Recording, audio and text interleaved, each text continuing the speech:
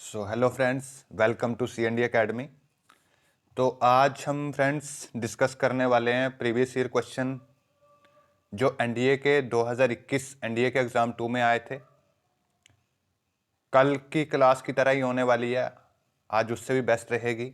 आज आपको बहुत सारी यहाँ पे क्वेश्चन एनालिसिस भी मिलेंगे, कैसे क्वेश्चन एनडीए पूछता है, और साथ साथ में ये भी हम बहुत सारी चीज़ें, अलग अलग डिफरेंट चीज़ें जानेंगे जो शायद आज तक कभी ने आपको नहीं पता होगा या नहीं पढ़ी होंगी। तो बहुत मज़ा आने वाला है, क्लास में बने रहिए, वीडियो पूरी देखिए, स्किप मत कीजिएगा।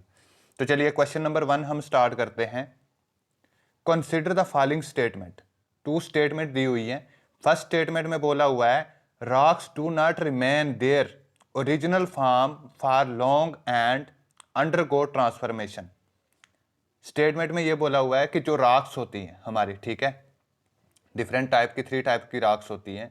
These all rocks original forms for long and undergo transformation. ये बहुत लंबा टाइम लगता है इनको फॉर्म होने में, और ये ट्रांसफॉर्मेशन होती है इनकी, ठीक है।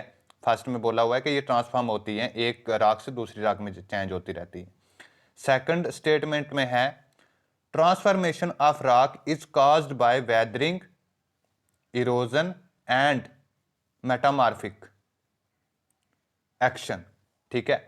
तो आंसर कीजिए, करने की कोशिश कीजिए, वीडियो को पॉज कर लो तो आंसर करने की कोशिश कर लो कौन सी फर्स्ट स्टेटमेंट करेक्ट है, सेकंड करेक्ट स्टेटमेंट करेक्ट है, या दोनों करेक्ट हैं, ठीक है। ऑप्शन नीचे दिए हुए हैं, only first, only second, both और नेदर वन नॉर टू, या दोनों गलत हैं। तो देखो, इसमें जो फर्स्ट स्टेटमेंट है वो बिल्कुल करेक्ट है, जिसमें ये बोला हुआ है कि बहुत लंबा समय लगता है रॉक्स को बनने में, और ये चेंज होती रहती है, जैसे मेटामॉर्फिक से सेडामेंट्री रॉक से मेटामॉर्फिक रॉक, या मेटामॉर्फिक से सेडामेंट्री, तो एक रॉक से दूसरी में चेंज होती रहती है। तो this statement 1 is correct. Second statement is also correct. Transformation of rock because weathering, due to weathering, erosion and metamorphic action, इन तीनों कारण के वजह से जो है जो रॉक है वो ट्रांसफर होती है। मेटामॉर्फिक रॉक से सेडामेंट्री रॉक बनती है, या मेटामॉर्फिक रॉक से कोई और दूसरी रॉक इग्निश रॉक से मेटामॉर्फिक रॉक भी बन सकती है, और इग्निश रॉक से सेडामेंट्री रॉक भी बनती है। तो ये इन तीन की वजह से होता है, वेदरिंग की वजह से, इरोजन की वजह से, और मेटामॉर्फिक एक्शन की वजह से। तो हमारा जो ऑप्शन सी है, option C is correct answer. चलिए क्वेश्चन नंबर नेक्स्ट पे चलते हैं। क्वेश्चन नंबर 2 है weathering mass wasting, erosion and transportation are indicator of which one of the following process. 4 process दिए हुए हैं ऑप्शन में, डेनोडेशन, एंडोजेंटिक प्रोसेस, डायास्ट्रोफिज्म, या माउंटेन बिल्डिंग। इन किस में से, इन 4 जो दिए हुए नीचे प्रोसेस हैं, इनमें से कौन सा ऐसा प्रोसेस है जिससे वेदरिंग भी होती है, मास वेस्टिंग भी होती है, ओरिजिन भी होता है, और ट्रांसपोर्टेशन भी होता है। देखिए, जो एंडोजेंटिक प्रोसेस है, एंडोजेंटिक प्रोसेस मीन्स होता है जो इंटरनल फोर्सेस हैं, हमारे अर्थ के अंदर से जो फोर्सेस उत्पन्न होती हैं, जैसे वोल्केनो आता है, ठीक है, या फिर अर्थक्वेक आता है, तो उनको हम बोलते हैं एंडोजेंटिक फोर्सेस। तो इनसे ये प्रोसेस नहीं होते। अर्थक्वेक से मान सकते हैं, हो सकते हैं, बट वोल्केनो से थोड़ा ना होगा। अर्थक्वेक से सिर्फ मास वेस्टिंग हो सकता है, ठीक है, बट वेदरिंग या इरोजन नहीं होगा। उसके बाद डायस्ट्रोफिज्म से भी नहीं होगा। माउंटेन बिल्डिंग से तो माउंटेन बिल्ड होंगे, तो उससे कोई फर्क नहीं पड़ने वाला। तो डेनोडेशन से ये सब प्रोसेस होते हैं। तो व्हाट इज डेनोडेशन? डेनोडेशन का हमें पता होना चाहिए चीज क्या है। Denudation is the weathering away of the terrestrial surface by process weathering and origin. यानी कि जो, जैसे फॉर एग्जांपल ये कोई एक पार्ट ऑफ अर्थ है, पार्ट ऑफ लैंड है, तो इसका जो ऊपर वाला पार्ट है, अगर ये ऊपर वाला पार्ट इसका क्या होता है, ये वाला कहीं एक जगह से दूसरी जगह अवे, मतलब वेदरिंग की वजह से या सॉइल इरोजन की वजह से ये पार्ट यहां से कट के तो यहां आ जाता है नीचे, ठीक है। तो इसको यहाँ पे जो वेदरिंग हो जाएगी, यहाँ से मास का जो मूवमेंट है वो होके यहाँ पे आ जाएगा, तो इसी को बोलते हैं डेनोडेशन। ठीक है, एक कोई किसी लैंड का जो साइल का अपर पोर्शन है, जो वो मटेरियल है वो कट के एक जगह से दूसरी जगह ट्रांसफर हो जाना, तो इसको बोलते हैं हम सॉइल डेनोडेशन। तो इससे होता है ये प्रोसेस।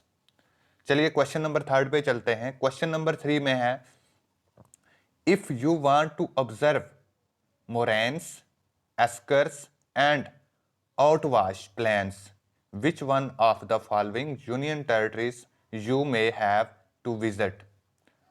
अगर आप इन 4 यूनियन टेरिटरीज में जाओ अंडमान निकोबार में, यानी कि आप इन 4 कौन सी ऐसी यूनियन टेरिटरी है जिसमें जाओगे तो आपको मोरेन्स मिलेंगे, एस्कर्स मिलेंगे एंड आउटवाश मिलेंगे। सबसे पहले हमें ये इन तीनों वर्ड्स का जो डेफिनेशन है वो पता होगी, तभी हम इस क्वेश्चन का आंसर दे पाएंगे। अगर इनकी डेफिनेशन पता है तो हम आराम से आंसर इजीली ढूंढ पाएंगे। देखिए ये तीनों जो प्रोसेस हैं ये होते हैं किसकी वजह से? ये तीनों होते हैं ग्लेशियर की वजह से। ठीक है, ग्लेशियर की वजह से।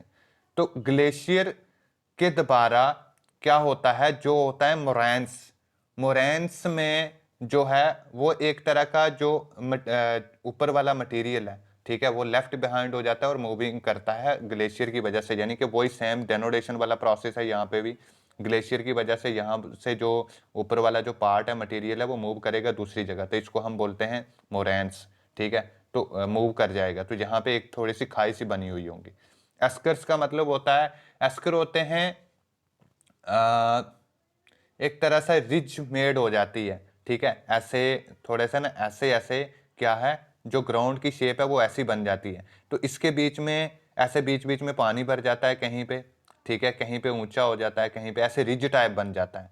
तो ऐसे ग्राउंड भी, ये भी जो प्रोसेस होता है ये ग्लेशियर की वजह से होता है। जब ग्लेशियर एक जगह से दूसरी जगह खिसकता है तो इससे क्या करता है, ये इरोजन करता है, तो नीचे थोड़े थोड़े खड्डे गड्ढे से बढ़ जाते हैं। उन गड्ढों में क्या होता है, पानी भी इकट्ठा हो जाता है और सैंड डिपॉजिट भी हो जाता है।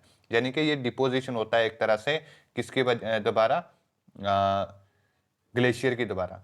अगर हम सेम ऐसे ही प्रोसेस होता है जो आउटवाश प्लान भी ऐसे ही होते हैं। आउटवाश प्लान यानी कि वाश से समझ आता है, कोई एक जगह थी तो वहां से ग्लेशियर की वजह से यहाँ पे क्या होगा, ग्लेशियर की वजह से इरोजन होके ऐसे आउटवाश प्लान सा बन गया होगा। ठीक है, तो ये सारे जो प्रोसेस हैं ये होते हैं किसकी वजह से, ग्लेशियर की वजह से।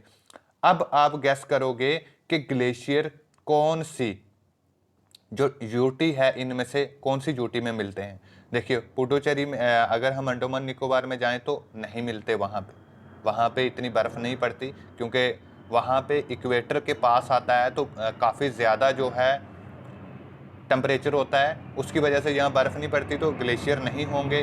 ग्लेशियर होते भी ज़्यादा माउंटेन एरिया में, तो यहाँ पे माउंटेन एरिया भी कम है। अगर हम लक्षद्वीप में देखें तो लक्षद्वीप में भी नहीं है, ये भी इक्वेटर के बिल्कुल नज़दीक है और प्लेन एरिया है, यहाँ पे भी ग्लेशियर है ही नहीं, आपको मिलेंगे ही नहीं। पुडुचेरी में देखेंगे तो यहाँ पे भी नहीं है, पुडुचेरी में भी ग्लेशियर नहीं है बिल्कुल, ये भी इक्वेटर के पास है। एक ही बचती है हमारे पास लद्दाख। तो लद्दाख पूरा पहाड़ी रीजन है, अगर यहाँ पे आप जाओगे तो ये सारे फीचर्स आपको मिल जाएंगे, क्योंकि लद्दाख में बहुत बड़े बड़े ग्लेशियर्स हैं। हालांकि वर्ल्ड का जो सेकंड बिगेस्ट ग्लेशियर है, सेकंड या थर्ड, जो सियाचिन ग्लेशियर में आता है, सियाचिन ग्लेशियर आपने सुना होगा, वो भी कहाँ पे आता है, लद्दाख में। तो our correct answer is option D. चलिए नेक्स्ट क्वेश्चन पे चलते हैं। क्वेश्चन नंबर 4 है, which one of the following is the longest parallel of latitude? कौन सी सबसे लंबी लैटिट्यूड है? बहुत इजी क्वेश्चन है, बच्चों वाला क्वेश्चन है, इसको तो आप ही करो। ठीक है, बहुत इजी क्वेश्चन है। देखिए ये हमारी अर्थ है फॉर एग्जांपल, अब अर्थ में सबसे लंबी लैटिट्यूड कौन सी होगी? ये वाली होती है लैटिट्यूड, जो लेटी होती है ऊपर से नीचे जो ऐसे होती हैं उनको लॉन्गिट्यूड बोलते हैं। अब इनमें से सबसे लंबी कौन सी होगी? जो सेंटर में होगी, जो ऊपर होगी, या नीचे होगी? देखो इस ये जो होती है इसको बोलते हैं हम ट्रॉपिक ऑफ कैप्रिकॉर्न, इसको बोलते हैं ट्रॉपिक ऑफ कैंसर। और एक और यहाँ पे कौन सी दी हुई है, आर्कटिक सर्कल, इसको बोलते हैं आर्कटिक सर्कल, जो सबसे ऊपर है। तो ये वाली जो सबसे सेंटर में है इसको बोलते हैं हम इक्वेटर। तो सबसे लंबी कौन सी है? अगर आप अर्थ में देख पा रहे हो तो सबसे लंबी है ये वाली, क्योंकि अर्थ सेंटर में से क्या होती है, अर्थ का कुछ ऐसा स्ट्रक्चर होता है, सेंटर में से जो अर्थ है वो थोड़ी ज़्यादा चौड़ी होती है। तो सबसे लॉन्गेस्ट जो लैटिट्यूड है वो रहेगी कौन सी, equator. So our option D is correct answer. चलिए क्वेश्चन नंबर 5 पे चलते हैं। क्वेश्चन नंबर 5 में है the periodic rise and fall of ocean water in response to gravitational force is called. देखो आप अगर ओशियन में जाओगे, जैसे ये ओशियन है, तो इस ओशियन में क्या होगा, वाटर है। अब ओशियन में वाटर ना 3-4 टाइप से मूवमेंट करता है। एक तो करंट्स होती है, ठीक है, दूसरा होती है वेव्स, तीसरा टाइड्स, चौथा होती है सुनामी आती है। अब जो करंट आती है, करंट चलती है एक लाइक रिवर की तरह, ठीक है, रिवर फ्लो करता है। अगर आपको पूछे कोई रिवर ऑफ ओशियन क्या होता है, तो इज कॉल्ड करंट। करंट को रिवर ऑफ ओशियन बोलते हैं। ये हॉट करंट भी होती है और कोल्ड करंट भी होती है, यानी कि ठंडे पानी की करंट भी चलती है, एक तरह से रिवर चलते हैं, और कोल्ड के भी। अब ये जब रिवर की तरह चलता है, ठीक है, बिल्कुल स्मॉल एरिया में, थोड़े एरिया में, मतलब चौड़ा कम होता है और डीप भी कम होता है, तो इस टाइम पे इसको बोलते हैं करंट, ठीक है। ये मेनली चलता है वाटर को मिक्सिंग करने के लिए, क्योंकि अगर अर्थ में हम देखें तो नॉर्थ पोल और साउथ पोल बहुत ज़्यादा ठंडे हैं, कोल्ड हैं, तो यहाँ से कोल्ड वाटर और यहाँ ऊपर से कोल्ड वाटर, सेंटर में सबसे ज़्यादा गर्मी होती है इक्वेटर पे, तो यहाँ से कोल्ड वाटर इक्वेटर पे आता है और साउथ से भी इक्वेटर की तरफ आता है, और इक्वेटर से हॉट वाटर जो है वो नॉर्थ पोल और साउथ पोल की तरफ जाता है, तो वाटर मिक्सिंग होती है इसकी वजह से। तो जो करंट है, करंट हॉट और कोल्ड वाटर की वजह से चलता है, ठीक है, करंट चलती है। तो इसका जो ग्रेविटेशनल फोर्स से तो कोई लेना देना नहीं है, तो अपना जो पहला है ये तो इनकरेक्ट होगा। सेकंड वाला देखते हैं। सेकंड जो है, सेकंड में सेकंड है वेव, ठीक है। अब वेव में क्या होता है, वेव में ना, अब अगर आप ओशियन में जाओगे तो जो वाटर है वो ऐसे चलता है, वेव्स बहुत सारी, दिन को 2-3 बार आएगी, ऐसे चलता है, ऐसे, ठीक है, ऐसे वेव्स बनती हैं, बहुत गोल गोल टाइप की। तो इसमें वाटर जो है ना वो ऊपर नीचे नहीं आता, ठीक है। वो यहाँ पे क्या बोला हुआ है, rise and fall. Rise and fall का मतलब होता है ये राइज एंड, पहले राइज करेगा फिर फॉल करेगा, राइज एंड फॉल। तो ये राइज एंड फॉल नहीं हो रहा, ठीक है। वेव्स भी जो है वो राइज एंड फॉल की कंडीशन में नहीं आती, तो हमारा ऑप्शन बी भी इनकरेक्ट हो जाएगा। अगर देखें हम टाइड, तो टाइड में सेम अप एंड राइज करता है वाटर, ठीक है। सुनामी में काफ़ी ज़्यादा राइज करके वाटर चल जाता है, एक बारी बहुत लंबी छलांग लगाती है, मतलब बहुत हैवी जो है वो होता है। और जो सुनामी है वो मोस्टली आती है किसकी वजह से, अर्थक्वेक हो जाए या कोई धमाका हो जाए, तो उसकी वजह से जो है वो सुनामी आती है। तो हमारा ऑप्शन डी भी इनकरेक्ट हो जाएगा। ऑप्शन सी जो है वो करेक्ट आंसर है, बिकॉज टाइड जो है वो up and rise and fall करता है वाटर, और उसके साथ साथ टाइड जो आती है वो ग्रेविटेशनल फोर्स की वजह से ही आती है, ठीक है। जब मौन की फोर्स लगती है इस पे, जब ग्रेविटेशनल फोर्स होती है, तो उसकी वजह से जो है वो टाइड उत्पन्न होती है। तो tide is our correct answer. So चलते हैं नेक्स्ट क्वेश्चन पे। क्वेश्चन नंबर 6 है which of the following which of the following pairs of crop and product is are correctly match। नीचे कुछ क्रॉप्स दी हुई है, ठीक है, ये कुछ क्रॉप्स हैं और आगे उसके प्रोडक्ट दिए हुए हैं। बोला हुआ है फूड क्रॉप, जो फूड क्रॉप है वो क्या, ragi is a food crop, jute is a is jute cash crop, is coconut is a plantation crop. देखिए सबसे पहले हमें क्रॉप के बारे में नॉलेज होनी चाहिए, तभी हम आंसर कर पाएंगे इसका। जो फूड क्रॉप्स होती हैं, food crops are these are those crops which we have eat, जो हम खाते हैं डायरेक्टली, मतलब जैसे राइस हो गया, rice is a food crop. फिर मेज, उसके बाद जैसे हमारा क्या है, वीट है, wheat is also a food crop. तो ये सारी फूड क्रॉप हैं। तो ragi is also a food crop. Ragi क्या करते हैं, रागी भी एक तरह से खाने वाली फूड होती है, मोस्टली राजस्थान और गुजरात वाले रीजन में होती है, जहाँ पे ये ज़्यादा ड्रॉट एरिया होता है, वहाँ पे रागी होती है, ठीक है। जूट, तो फूड क्या हो गई, रागी इज अ फूड क्रॉप, तो ये भी करेक्ट स्टेटमेंट है। अगर सेकंड देखें तो क्रैश क्रॉप, क्रैश क्रॉप कौन सी होती है, sorry cash crop. Cash crop वो होती हैं जिनको हम बेचते हैं। क्रॉप्स उत्पन्न करते हैं, एक तरह से फसल लगाते हैं और वो हम काटते ही बेच देते हैं, अपने पास नहीं रखते, ना ही खाने वाली वो होती है। तो देखिए जूट और कॉटन, अब अगर आप देखोगे जूट एंड कॉटन, तो ये होती हैं मोस्टली कैश क्रॉप्स, जिनको हम क्या कर देते हैं, मार्केट में सेल कर देते हैं। हम फूड क्रॉप भी सेल कर सकते हैं, बट वो कैश क्रॉप में नहीं आएगी, वो हम कुछ अपने खाने के लिए रख के सेल करते हैं, या मोस्टली अपने खाने के लिए रखेंगे, जिनके पास कम होगी, एक्स्ट्रा होगी तो तभी सेल करेंगे।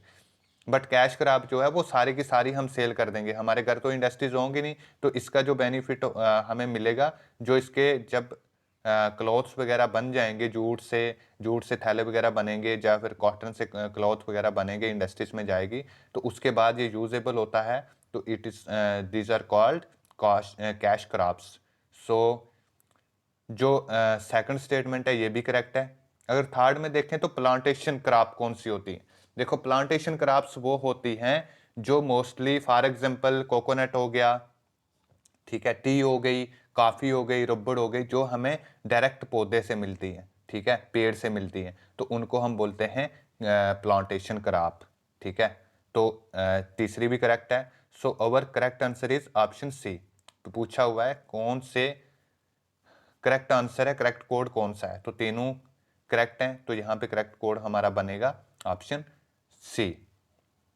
तो ये आपको समझ आ गया होगा, जब हम स्टडी करेंगे तो अच्छे से देखेंगे कौन सी कैश क्रॉप्स होती हैं, कौन सी फूड क्रॉप होती हैं, प्लांटेशन क्रॉप्स कौन सी होती हैं, और अदर टाइप की बहुत सारी क्रॉप्स होती हैं, तो उन पे हम डिस्कस करेंगे जब हम क्लास में पढ़ेंगे इसको, टॉपिक को। तो क्वेश्चन नंबर 7 देखते हैं, which one of the following coal field is not located in Jharkhand. देखो जो सबसे ज्यादा, अगर इंडिया में जो कोयला निकलता है ना, जो कोयला है वो सबसे ज्यादा है झारखंड में। उसके छोटे नागपुर के प्लेटो में ही सबसे ज्यादा है, झारखंड हो गया, ओडिशा हो गया, ठीक है, उसके बाद झारखंड के छत्तीसगढ़ हो गया। तो इन 3 स्टेट में सबसे ज्यादा जो कोयले की खदानें हैं वो मिलती हैं। तो 4 कोयले की देखिए सबसे जो मशहूर खदानें हैं ना, जो वो सारी की सारी झारखंड में और छत्तीसगढ़ में है। तो 4 खदानों के नाम दिए हुए हैं यहाँ पे, कोल फील्ड के दिए हुए नाम, जिनमें से पूछा हुआ है कौन सी ऐसी है जो झारखंड में नहीं है, ठीक है। तो जारिया, जारिया झारखंड से जारिया बनती है, जारिया झारखंड में ही है, ठीक है। उसके बाद गढ़ वाली है ना, रामगढ़ एंड दियोगढ़, ये दोनों की दोनों ये भी झारखंड में ही है, ठीक है। गढ़ वाली याद रखना, दियोगढ़ और रामगढ़ ये दोनों झारखंड में है, और जारिया झारखंड से जारिया, जैसे जारिया एंड जैसे झारखंड, ये भी झारखंड में है, ठीक है। तो ये तो हमारी इनकरेक्ट हो गए आंसर। जो है अमारिया, अमारिया जो है ये झारखंड में नहीं है, ये ये दूसरी स्टेट में है। तो आप हमारा जो करेक्ट आंसर है वो क्या है, option D. Option D is the correct answer. Question number 8 है, which one of the following best describe the lithosphere. देखो हमारी जो क्रस्ट है, क्रस्ट को हम सॉरी हमारी जो अर्थ है, अर्थ को ना हम 2 तरह से डिवीजन करते हैं, एक मैकेनिकली और एक केमिकली, ठीक है, केमिकली एंड मैकेनिकली। जब हम मैकेनिकली इसको डिवीजन करते हैं, तो हम जो अर्थ की सबसे ऊपर वाला पार्ट है, जैसे मैं यहाँ का अर्थ का ये वाला पार्ट काट लूँ, तो जो सबसे ऊपर वाला, ये अर्थ का मैंने ये यहाँ से पार्ट काट के यहाँ लगा लिया, तो ये जो अर्थ का सबसे ऊपर वाला पार्ट है, कौन सा, ये वाला, this part, upper part of earth is called crust, ठीक है। इसको हम बोलते हैं क्रस्ट, इसको क्या बोलेंगे, क्रस्ट, क्रस्ट, इसको हम क्रस्ट बोलते हैं। अब जस्ट क्रस्ट के नीचे अगर हम आए, क्रस्ट होती है, क्रस्ट की जो विड्थ है वो रहती है लगभग 7 से 35 किलोमीटर, 7 to 35 किलोमीटर इसकी जो विड्थ है वो रहती है। अगर हम इससे जस्ट नीचे आए, 35 किलोमीटर बिलो आए क्रस्ट के, तो वहां से हमारी स्टार्ट हो जाती है, this is a crust, and below the crust is called, इस जो ये वाला रीजन होगा इसको हम बोलते हैं मेंटल।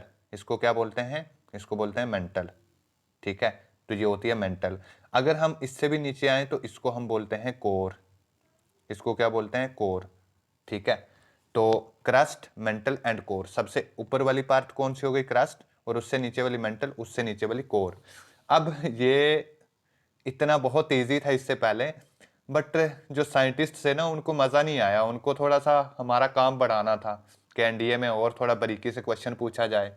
तो उनने क्या कर दिया कि इसको ना, जो हमारी अर्थ थी, इसको उनने अलग अलग 5 पार्ट में जो है वो दोबारा से डिवाइड कर दिया, और उसको बोला मैकेनिकल डिवीजन ऑफ अर्थ। ठीक है, on the basis of mechanical. अब इनने क्या किया, जो क्रस्ट थी, क्रस्ट को नाम दे दिया लिथोस्फीयर, क्रस्ट को नाम दे दिया लिथोस्फीयर।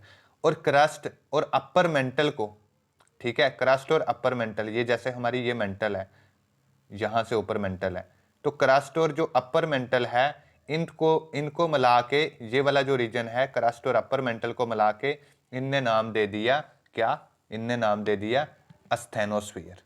ठीक है, sorry, upper part of mental का और क्रस्ट को, दोनों को मिला के बोला लिथोस्फीयर, और उससे नीचे का जो रीजन था लोअर मेंटल, इसको अपर मेंटल बोलेंगे, बाहर वाली आधी मेंटल को आउटर मेंटल या अपर मेंटल बोलेंगे, उससे नीचे वाली को लोअर मेंटल बोलेंगे, ये लोअर मेंटल और आउटर कोर, इन दोनों को मिला के इनने नाम दे दिया अस्थेनोस्फेयर। ठीक है, अस्थेनोस्फेयर। और उससे नीचे वाली को इनने नाम दे दिया मीसोस्फेयर। ठीक है, जब इंटरनल कोर की बात आई तो उसको नाम दे दिया मीसोस्फीयर। ठीक है, मीसोस्फीयर। उसके बाद इनने मीसोस्फीयर के बाद और भी कुछ बैरोस्फीयर नाम भी दिया। ठीक है, 4 अलग अलग इनने 4 पार्ट में डिवाइड कर दी, तो बैरोस्फीयर आएगी जो इंटरनल कोर होगी, जो बिल्कुल कोर का सेंटर पार्ट होता है। ठीक है, तो अब हमें बताना है कि कौन सा ऑप्शन जो है इनमें से, दिए हुए ऑप्शन में से कौन सा करेक्ट ऑप्शन है, ठीक है, जो लिथोस्फीयर को डिस्क्राइब करता है। तो लिथोस्फीयर अभी मैंने समझाई दी है आपको। लिथोस्फीयर क्या होता है, लिथोस्फीयर होता है क्रस्ट एंड आउटर मेंटल।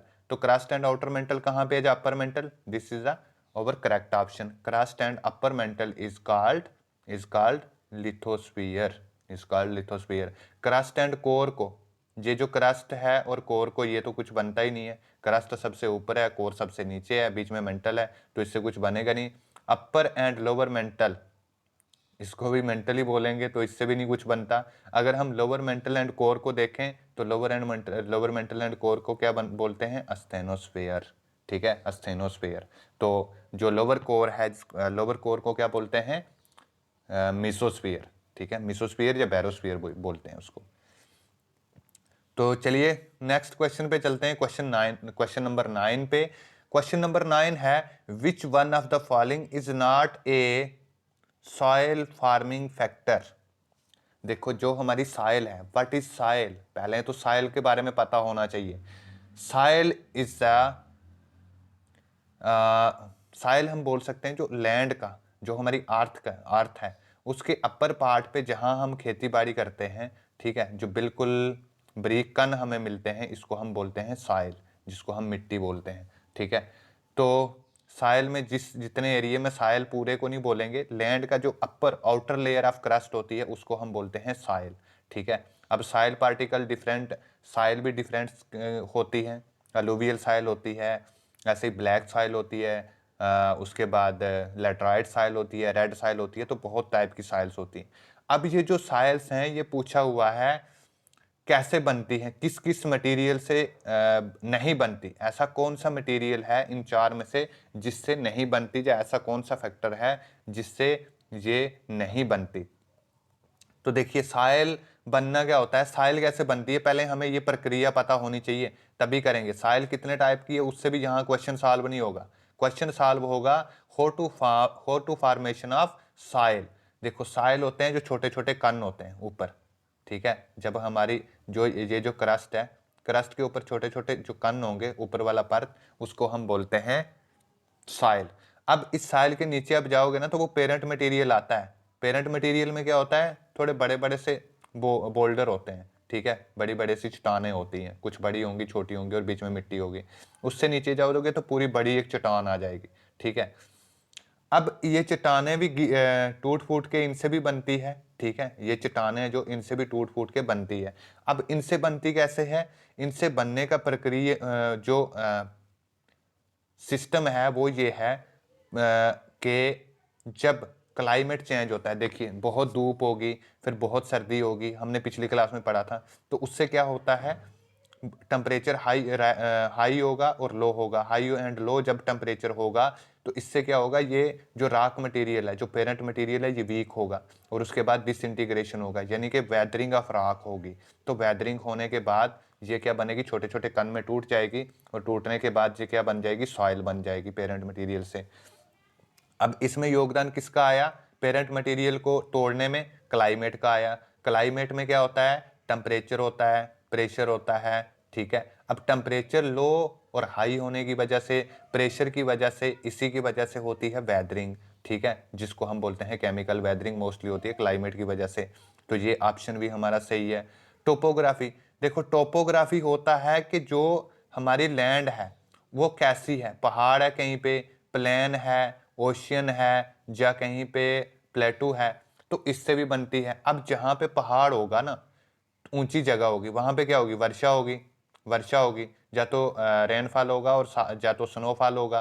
तो उससे क्या होगा, इरोजन होगा, साइल इरोजन होगा, या ग्लेशियर ग्लेशियर की दोबारा इरोजन होगा, या फिर लैंड स्लाइडिंग होगी, मास वेस्टिंग होगा। तो उससे वेस्टिंग होने की वजह से क्या होगा, जब नीचे मास आएगा तो वो छोटे छोटे कण में टूट जाएगा, ठीक है। तो जब छोटे छोटे कण में टूटेगा तो टोपोग्राफी का भी क्या होता है, योगदान होता है सॉइल फॉर्मेशन में।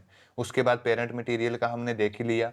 पेरेंट मटेरियल का क्या होता है, जो सबसे सॉइल के नीचे, सॉइल जो बनी हुई है वो पेरेंट मटेरियल से बनी हुई है, और जो पेरेंट मटेरियल है वो बनी हुई है किससे, रॉक से। एक ही रॉक होगी, एक ही चट्टान, उस वो चट्टान क्या होगी, बाद में वेदरिंग होगी तो छोटी छोटी चट्टान में टूट जाएगी। अब ये छोटी छोटी चट्टानें छोटे छोटे कण में टूट जाएंगी। अब ये छोटे छोटे कण जो होते हैं, इसी को तो हम साइल बोलते हैं। तो साइल फॉर्मेशन होता है इस प्रक्रिया से। अब इस प्रक्रिया में ह्यूमन हैबिटेशन का कहीं भी रोल नहीं आया। अगर ये होता कि साइल फॉर्मेशन बाय ह्यूमन, तो हाँ, ह्यूमन कहीं बार क्या होता है कि जो रॉक्स होती हैं उनको तोड़ फोड़ करता है, जैसे बायोलॉजिकल वेदरिंग होती है, तो उसको तोड़ता फोड़ता है तो उससे बन सकती है। बट हैबिटेशन से, सिर्फ ह्यूमन के रहने से जो है ना, ह्यूमन के जो रहने से वो नहीं बन पाएगी। ह्यूमन की हैबिटेशन से कुछ भी नहीं होगा। तो this option is our correct answer. यहाँ पे पूछा हुआ है नॉट, ठीक है। नॉट का ध्यान रखना है, जहां पे नॉट पूछा होगा उस क्वेश्चन को अच्छे से देखना है कि नॉट पूछा हुआ है या करेक्ट पूछा हुआ है। सो जो नॉट करेक्ट है वो है ह्यूमन हैबिटेशन। क्लाइमेट भी करेक्ट है, इससे भी सॉइल फॉर्मेशन होती है, टोपोग्राफी से भी होती है, पेरेंट मटेरियल से भी होती है। So all three statements are incorrect. So our correct answer is option D. तो चलिए क्वेश्चन नंबर नेक्स्ट देखते हैं। नेक्स्ट क्वेश्चन में क्या है, आज का लास्ट क्वेश्चन है। क्वेश्चन नंबर 10 में है, which one of the following is the correct sequence of layer as we move from the earth surface upward. बोला हुआ है ये जैसे हमारी लैंड है, ठीक है, ये हमारी अर्थ सरफेस है। अब अर्थ सरफेस से जब हम ऊपर मूव करते हैं, कहां पे, एटमॉस्फेयर में, एटमॉस्फेयर में यानी स्काई की ओर जब हम मूव करते हैं, तो वहां पे हमारे एटमॉस्फेयर में सबसे पहली लहर कौन सी होती है, आती है एटमॉस्फेयर की, दूसरी कौन सी आती है, तीसरी कौन सी आती है और चौथी कौन सी आती है। हमें बताना है नीचे से ऊपर, ठीक है, ऊपर से नीचे नहीं लगाना, हमने नीचे से ऊपर लगाना है, क्योंकि हम जा रहे हैं अर्थ टू स्काई या अर्थ टू एटमॉस्फेयर, ठीक है। तो अर्थ से एटमॉस्फेयर जाने में सबसे फर्स्ट लेयर कौन सी आएगी, सेकंड कौन सी आएगी, थर्ड कौन सी आएगी, फोर्थ कौन सी आएगी। तो सबसे जो फर्स्ट है वो आती है ट्रोपोस्फियर, याद रखना, ट्रोपो टी से आएगा, ट्रोपोस्फियर। उसके बाद आती है स्ट्राटोस्फियर, ठीक है, एस से, टी पहले आएगा, एस बाद में आएगा, ट्रोपोस्फियर। फिर आती है स्ट्राटोस्फियर, फिर आती है मीसोस्फियर, ठीक है, मीजो लग रहा है ना, मतलब मीडियम, मीडियम में, एम से मीजो, एम से मीडियम, मीजोस्फियर, ठीक है। मीजोस्फियर के बाद आती है थर्मोस्फियर, ठीक है, थर्मोस्फियर सबसे हॉटेस्ट लेयर होती है। तो जो ट्रापोस्फियर होती है, ट्रापोस्फियर में जो हमारे सारे जितने भी वेदर होते हैं, वर्षा होती है, जो बादल छाते हैं, वो सारा इसी में रंगारंग जो प्रोग्राम होता है वो सारे का सारा इसी में होता है, ठीक है, ट्रापोस्फियर में। और स्ट्राटोस्फियर में फ्लाइंग जोन होता है मोस्टली, जो हमारे प्लेन उड़ते हैं ना वो स्ट्राटोस्फियर में उड़ते हैं, ठीक है। और स्ट्राटोस्फियर में ही ओजोन लेयर पाई जाती है, जो हमारी यूवी रेज को अर्थ पे आने से रोकती है, जो हमारे लिए बहुत खतरनाक है, ठीक है, हार्मफुल्स हैं, तो उनको आने से रोकती है। एक तरह से अम्ब्रेला का काम करती है ये। अगर ये धरती पे आ जाएं तो बहुत ज़्यादा कैंसर के मरीज हो जाएंगे, ठीक है। तो उसके बाद अगर हम मैं मीजोस्फीयर की बात करूं तो मीसोस्फीयर में मोस्टली जो मीजोस्फीयर लेयर है ना, यहाँ पे कम्युनिकेशन सिस्टम चलता है। जो हमारा कम्युनिकेशन होता है ना, जो मेरी वॉइस वीडियो के थ्रू आप तक पहुंच रही है, ठीक है, जो वीडियो देख रहे हो, जो हमारा फ़ोन पे कम्युनिकेशन होता है, ये सारा इसी लेयर की वजह से होता है, ठीक है, मीजोस्फीयर की वजह से। और मीजोस्फीयर जो है यहाँ पे सबसे लोएस्ट टेम्परेचर भी होता है और सबसे हाईएस्ट टेम्परेचर होता है थर्मोस्फीयर पे, ठीक है। थर्मोस्फीयर पे सबसे हाईएस्ट टेम्परेचर हो जाता है। थर्मोस्फीयर के बाद भी एक और होती है एक्सोस्फीयर, कभी कभी हम बोलते हैं इसको। थर्मोस्फीयर के बाद एक्सोस्फीयर। तो जब हम पढ़ेंगे क्लाइमेटोलॉजी का ये टॉपिक, तो उसमें हम अच्छे से डिस्कस करेंगे, सभी लेयर्स के करेक्टरिस्टिक पढ़ेंगे। जब अगर लेयर्स के करेक्टरिस्टिक और इनमें क्या क्या होता है सब डिस्कस करेंगे। एक लेयर में कितने किलोमीटर ऊपर एक लेयर होती है, दूसरी कितने किलोमीटर होती है, एक लेयर को दूसरी लेयर, एक लेयर से दूसरी लेयर को क्या सेपरेट करता है। तो एक लेयर से दूसरी लेयर को जो सेपरेट करने वाला होता है वो ये ट्रापोस्फीयर में कोर स्ट्राटोस्फीयर को करता है ट्रापोपोज, स्ट्राटोस्फीयर और मिसोस्फीयर को करता है स्ट्राटोपोज, मिसोस्फीयर और थर्मोस्फीयर को करता है मिसोपोज, थर्मोस्फीयर और एक्सोस्फीयर को करता है थर्मोपोज, ठीक है। तो ऐसे ये इनके कुछ करेक्टरिस्टिक भी होते हैं जो हम डिस्कस करेंगे, थोड़े बहुत मैंने आपको बता ही दिए। तो सबसे पहले कौन सी आएगी, अब आपको पता चल गया होगा। सबसे पहले ट्रापोस्फीयर टी से, फिर आएगी एस से स्ट्राटोस्फीयर, फिर एम से मिसोस्फीयर, मिडल स्फीयर जिसको हम बोलेंगे, मिडल भी बोल सकते हैं, मिसोस्फीयर से मिडल से याद रखना मिसोस्फीयर, और सबसे लास्ट आएगी थर्मोस्फीयर। स्टार्टिंग में भी टी है और लास्ट में भी टी है, ठीक है। बस स्टार्टिंग में जो है वो ट्रोपोस्फियर है और लास्ट में क्या क्या है, लास्ट में जो है वो थर्मोस्फियर है। तो देखिए सबसे पहले कौन सी थी, दोबारा दिखा देता हूं मैं यहाँ पे। सबसे पहले ये हमारी अर्थ है, सबसे पहले हम ऊपर जाएंगे तो ट्रापोस्फियर, उसके ऊपर स्ट्रेटोस्फियर, उसके ऊपर मीसोस्फियर, उसके ऊपर थर्मोस्फियर, ठीक है। तो अब देखिए ट्रापोस्फियर कहाँ पे है, ट्रापोस्फियर, उसके बाद स्ट्राटोस्फियर, यहाँ पे भी आएगी थर्मोस्फियर, बट थर्मोस्फियर ऊपर आ गई तो हमें थर्मोस्फियर ये नहीं होगा, तो ये इनकरेक्ट हो जाएगा। मिसोस्फियर तो थर्मोस्फियर से पहले है। सेकंड में देखते हैं, ट्रोपोस्फियर फर्स्ट है, स्ट्राटोस्फियर सेकंड है, ये फर्स्ट है। उसके बाद मिसोस्फियर, मिसोस्फियर थर्ड है और थर्मोस्फियर लास्ट पे है। So our correct answer is option B. C भी देख लेते हैं कहीं सी ना हो जाए। थर्मोस्फियर नहीं, थर्मोस्फियर तो सबसे लास्ट में है, तो ये आंसर करेक्ट हो जाएगा, इनकरेक्ट हो जाएगा। स्ट्राटोस्फियर है, ठीक है, मान सकते हैं। मिसोस्फियर तो ये नहीं होगा क्योंकि सॉरी ट्रोपोस्फियर, स्ट्राटोस्फियर पहले नहीं आएगा, पहले ट्रोपोस्फियर आएगा, तो ये आंसर भी क्या है, इनकरेक्ट हो जाएगा। So our correct answer is option B. सबसे पहले आएगा ट्रोपोस्फियर, फिर आएगा स्ट्राटोस्फियर, फिर मिसोस्फियर एंड थर्मोस्फियर। तो ये सारे जो हैं इनके अलग अलग थोड़े बहुत मैंने करेक्टरिस्टिक भी डिस्कस कर दिए हैं। तो देखिए जो क्वेश्चन है ना हमारा है, क्वेश्चन एनालिसिस कर रहे हैं हम, कैसे क्वेश्चन यूपीएससी पूछ रही है एनडीए में। तो क्वेश्चन पूछने का तरीका क्या रह रहा है अभी तक भी, जियोग्राफी के हमने कल भी क्वेश्चन डिस्कस किए थे, आज भी किए हैं। तो अभी तक क्या क्या तरीका रह रहा है पूछने का क्वेश्चन, क्वेश्चन पूछने का तरीका रह रहा है जो वो रह रहा है जनरल अवेयरनेस से। बहुत हल्के क्वेश्चन पूछे जा रहे हैं, 2-3 क्वेश्चन तो आपको यानी हर एग्जाम में बहुत इजी आएंगे, बहुत इजी बच्चों वाले क्वेश्चन। और 3-4 क्वेश्चन आपको बहुत 3-4 क्वेश्चन टफ भी आएंगे, जो आपको मतलब बहुत बेसिक अंडरस्टैंडिंग होनी चाहिए जियोग्राफी की, तभी जाके आप कर पाओगे। जैसे ये वाला क्वेश्चन था, कौन सा क्वेश्चन था, एक क्वेश्चन था ना, जैसे लेह लद्दाख वाला क्वेश्चन नहीं था, यूटी वाला, ये वाला तो इजी है, ये वाला भी इजी है। ये वाला भी इजी है, ये भी आप कर जाओगे आराम से। ये तो बहुत इजी है, बच्चों वाला क्वेश्चन है, ये क्वेश्चन था जैसे। तो ये क्वेश्चन तभी होगा अगर आपको छोटी छोटी टर्म्स आती है, बेसिक जियोग्राफी के क्लियर्स हैं, बेसिक डेफिनेशंस आती है। यानी ये क्वेश्चन एक बहुत टफ लेवल का है, ठीक है। अगर सब कुछ क्लियर होगा तो तभी आंसर कर पाएगा बंदा। तो अगर ये क्वेश्चन देखें हम, ये क्वेश्चन भी थोड़ा टफ है, मॉडरेट है, बट हाँ टफ में ही माना जाएगा ये भी, क्योंकि अगर आपको ये डेफिनेशंस पता होंगी, डेनोटेशन क्या होता है, एंडोजेनेटिक फोर्सेस, तो इजी है, ये आपको पता चल जाएगा। बट इसको आप डायस्ट्रोफिज्म का और इसका अगर आपको पता है तो आप क्वेश्चन को एलिमिनेट करके इसको इजीली आंसर कर सकते हो। ये मॉडरेट बोलेंगे हम, इसको ज़्यादा टफ नहीं बोल सकते। अगर ये वाला क्वेश्चन देखें तो ये क्वेश्चन इजी है, उतना ज़्यादा टफ नहीं है, ठीक है। इसमें आपको अगर रॉक्स के बारे में पता है बेस, बट बारीकी से रॉक्स पढ़ी होनी चाहिए। अगर आपको रट्टा नहीं मारा, जनरल अंडरस्टैंडिंग है रॉक्स के बारे में अच्छे से, तो आप ये क्वेश्चन आराम से कर लोगे, ठीक है, कोई भी प्रॉब्लम नहीं आएगी। तो क्वेश्चन 2-3 क्वेश्चन अगर आप देखोगे तो टफ पूछे जाते हैं हर पेपर में। 2 से 4 क्वेश्चन टफ रहते ही हैं, 2 से 4 क्वेश्चन बहुत इजी रहते हैं, और 4-5 क्वेश्चन जो है वो मॉडरेट रहते हैं, ठीक है। तो जो इजी और मॉडरेट है वो क्वेश्चन हमारे नहीं छूटने चाहिए। टफ वाले 1-2 अगर छूट रहे हैं, 15 में से अगर 2 क्वेश्चन छूट रहे हैं तो कोई प्रॉब्लम नहीं है, ठीक है। हमें कोई 100 out of 100 percentage, 100 out of 100 answer नहीं लगा के आने। अगर हम 15 में से 13 क्वेश्चन भी लगा लेना बहुत करेक्ट, बिल्कुल करेक्टली, तो हमारी बहुत अच्छी वेटेज बन जाएगी, ठीक है। 13 चौके 13 इंटू 4 68 मार्क्स बन जाएंगे, ठीक है।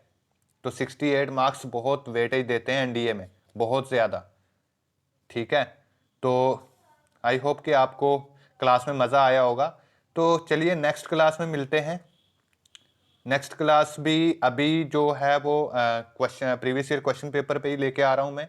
उसके बाद हम जो है वो डिस्कशन स्टार्ट करेंगे, टॉपिक वाइज हम क्लासेस पढ़ेंगे, ठीक है। तो बहुत मज़ा आने वाला है गाइस।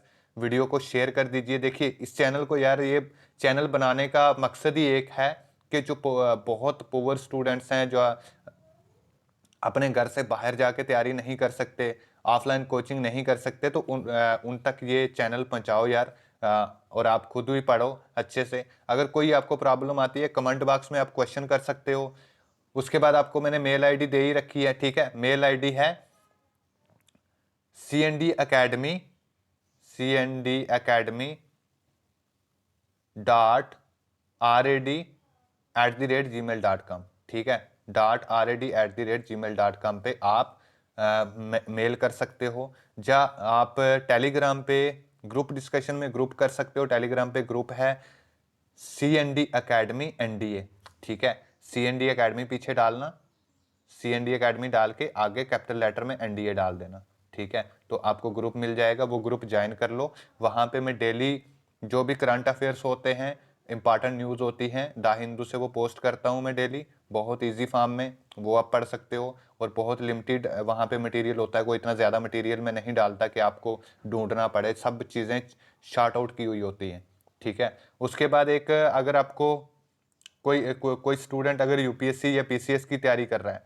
तो आप ये वाला चैनल भी ज्वाइन कर सकते हो, best study material for UPSC, ठीक है। Best study material for UPSC, Telegram पे जाके ये चैनल ज्वाइन कर लो। यहाँ पे ना सारा यूपीएससी का आपको स्टडी मटेरियल, यूपीएससी और पीसीएस का सारा study material, daily current affair news, जो भी इंपॉर्टेंट यूपीएससी एग्जाम में पूछा जाता है, जो भी सिलेबस में आता है, वो सारे आपको फ्री नोट्स यहाँ पे मिल जाएंगे।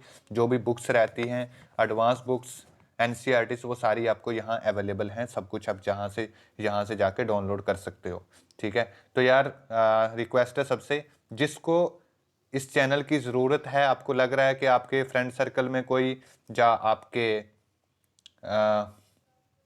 आसपास कोई ऐसा स्टूडेंट है जो तैयारी कर रहा है एनडीए या सीडीएस की या पीसीएस की, तो उसको इस चैनल के बारे में बता दो, सब्सक्राइब करवा दो, खुद भी सब्सक्राइब कर लो ताकि उसको भी बेनिफिट मिल पाए। तो thank you so much guys, ज़्यादा मैं टाइम नहीं लूँगा, नेक्स्ट क्लास में मिलते हैं, बाय।